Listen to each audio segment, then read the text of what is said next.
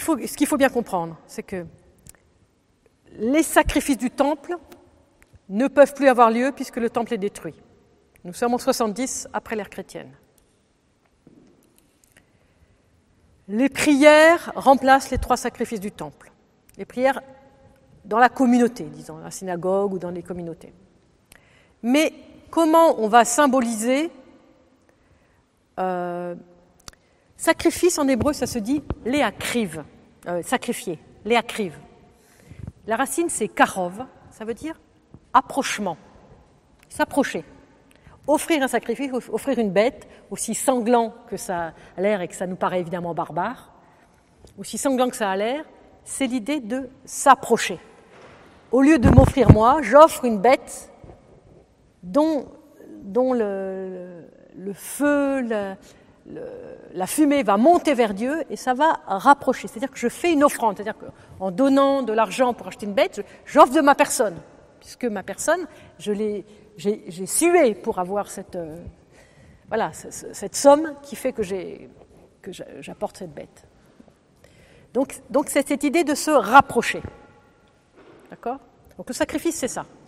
Alors vous savez qu'il y a plein de types de sacrifices, de mincha, la orla.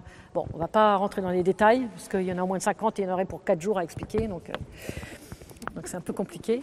Mais ce qu'il faut se souvenir, c'est cette idée de rapprochement.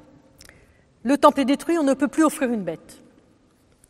On va substituer cette offrande du bétail par la prière. Ça veut dire qu'il faut qu'on s'offre soi-même. On s'offre soi-même, mais il faut que ce soit une offrande sérieuse. Il ne faut pas que ce soit du bout des lèvres, comme on dit. Et donc, c'est pour ça que ces prières vont être longues. Et entre parenthèses, le fait que la prière du matin dure aussi longtemps dans le judaïsme, c'est bien parce que il faut, pour donner de sa personne, il faut donner de son temps. Et chez nous aussi, l'heure trousse, en semaine, c'est 8 heures, 1 heure quelque chose, 1 heure et demie.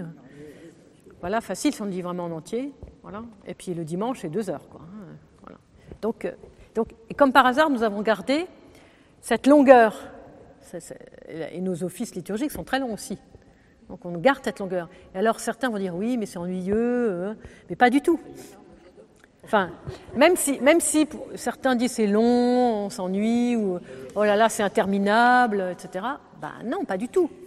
Il faut comprendre l'esprit. L'esprit, c'est on vient et on donne de sa personne, on donne de son temps, parce qu'on s'apporte finalement soi-même sur l'autel à travers la prosphore du prêtre. C'est ça le but. Et puisque le temple n'existe pas, dans le judaïsme, qu'est-ce qu'on fait ? La table familiale sera un mikdash katan, un petit temple, un mikdash katan. La table familiale est un petit autel du temple. Le père de famille sera comme un petit prêtre. Et tout ce qui va se passer autour de la table sera un rappel des sacrifices du temple. Et c'est très puissant pour des familles religieuses, je m'entends, bien sûr. Ça veut dire que la manière dont la table est dressée, les prières que le chef de famille va faire, la manière dont la nourriture va être préparée et consommée, tout ça est en lien avec le sacrifice du temple. Alors, je vais vous donner 2-3 exemples. Le pain, donc c'est pas pour rien d'ailleurs que nous offrons du pain et du vin. C'est que le pain et le vin, c'était une offrande déjà, et elle l'est jusqu'à aujourd'hui, dans la communauté juive, particulièrement Shabbat, tous les jours, mais particulièrement Shabbat. Le pain symbolise l'animal, comme on a expliqué tout à l'heure. Parce que c'est du pain levé et qu'il y a une consistance. Et c'est pour ça que ce pain levé, et alors vous savez que le Shabbat, il y a ce qu'on appelle la challah. La challah, c'est un pain un peu ovale comme ça, qui est tressé. Et c'est un pain un peu brioché, pour qu'il soit meilleur, parce que c'est Shabbat et que donc tout doit être plus beau, on doit être mieux habillé, manger mieux, etc. Et il y a 2 pains sur la table, 2 pains qui sont recouverts par une sorte de napperon, une petite nappe. Ils sont recouverts, ils sont cachés. Et on a donc le vin. Le vin, c'est la joie. Le vin réjouit le cœur de l'homme, on le dit assez souvent. Et donc, c'est la surabondance. Le pain, c'est l'aliment essentiel, c'est l'aliment de base. Le vin, c'est la surabondance. On pourrait passer toute sa vie sans jamais boire de vin. On ne serait pas malade, on ne serait pas... voilà. On ne peut pas se passer de la nourriture substantielle. Donc ça, c'est un premier point. Et comment se passe le rappel du sacrifice du temple? Le père de famille va d'abord bénir sur la coupe. Alors ce qui est très intéressant, c'est qu'il bénit d'abord la coupe et après le pain. Donc nous, on a fait l'inverse. Et c'était encore des questions que je voudrais essayer de faire des recherches pour essayer d'y voir plus clair. Pourquoi on a inversé? Il bénit d'abord la coupe. Pourquoi? Parce que le vin qui réjouit le corps de l'homme est le support matériel de la bénédiction du temps. Le Shabbat, on bénit le temps est sanctifié. La coupe est le support matériel de cette bénédiction. C'est-à-dire que comme on ne peut pas bénir le temps comme ça, il n'y a pas de matérialité au temps, la coupe va servir de matérialité au temps. Puisque c'est un temps qui va être réjouissant, régénérant, et donc le vin le symboliserait relativement bien. Donc il bénit la coupe, Baruch atah Adonai Eloheinu melech haolam, boré peri agafen. Béni sois-tu Seigneur éternel notre Dieu, maître du monde, boré, celui qui crée, le boré peri agafen, le fruit de la vigne. Et puis il partage. Donc, alors, à l'inverse de chez nous, d'ailleurs, quand on fait les litis et tout ça, à chaque fois je pense aux juifs, je me dis, ils doivent nous dire, on ne mange pas tout de suite. Dès que la bénédiction est faite, il faut en profiter. Il faut en profiter parce que la bénédiction est faite, donc Dieu nous le donne, il faut en profiter tout de suite. Donc, la coupe est partagée immédiatement. Ensuite, le père de famille se lave les mains. Enfin, le père de famille, tout le monde se lave les mains, selon un rituel très précis. On verse 3 fois d'un côté, 3 fois de l'autre. Il y a un rituel très précis avec une bénédiction très précise. Pourquoi? Parce que le prêtre au temple se lavait les mains avant d'offrir l'animal. Il devait être absolument... Bon, d'abord, il devait être habillé d'une certaine manière, etc. Bon. Et ensuite, après cette bénédiction du lavage des mains, le père de famille revient à table et il élève les 2 pains. D'abord, il ouvre, il montre les 2 pains et les élève.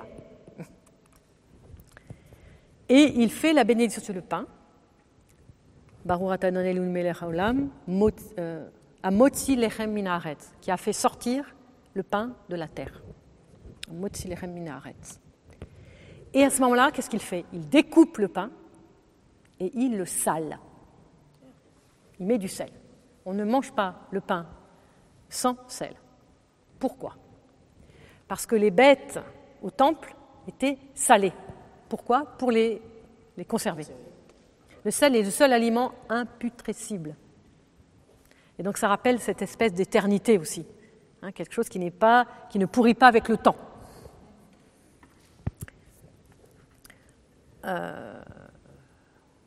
Et une fois qu'il a fait ça, sa table familiale est vraiment devenue l'autel du temple. Donc il distribue le pain, et puis après le repas commence. Mais le repas, c'est un repas rituel. C'est-à-dire que c'est pas un repas, c'est pas le fast-food, quoi. Vous voyez ce que je veux dire? Il y a des aliments spéciaux. Alors, pour la Pâque, pour le Shabbat, pas nécessairement. Pour le Shabbat, il faut que ce soit un repas riche. Il faut qu'il y ait et du poisson et de la viande. Bon, pour ceux qui peuvent, il n'y a pas d'obligation stricte. Il y a quand même beaucoup de souplesse dans différentes familles. Mais ce qui est important, c'est de bien manger de manière riche, parce que c'est ce que Dieu donne et on offre, en offrant en même temps sa personne, on offre aussi tout ce qu'il y a sur la table, c'est pour lui. Et c'est un repas rituel. Et comment est caractérisé ce repas rituel? C'est qu'il est scandé par des chants religieux. On appelle les zmirot. À chaque étape, on chante un chant religieux, où on remercie Dieu de nous avoir donné Shabbat, de nous avoir fait refaire nos forces, etc.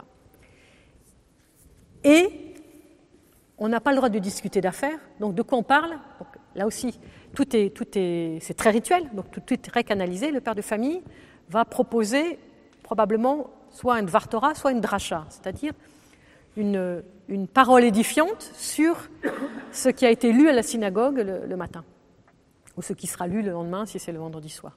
Donc, qu'est-ce qui va être lu? Qu'est-ce que éventuellement le rabbin a déjà dit? Et qu'est-ce qu'on peut rajouter? Et tous les membres de la famille, tous ceux qui sont autour de la table, seront interrogés pour qu'ils apportent un élément nouveau à cette conscience spirituelle d'une parole que Dieu donne et qu'on essaie de manger en même temps qu'on mange les aliments. C'est pas rien, quoi. C'est pas rien. Et tout ça, c'est le rappel du rituel du temple. Si nous regardons bien, notre divine liturgie, elle est aussi le rappel.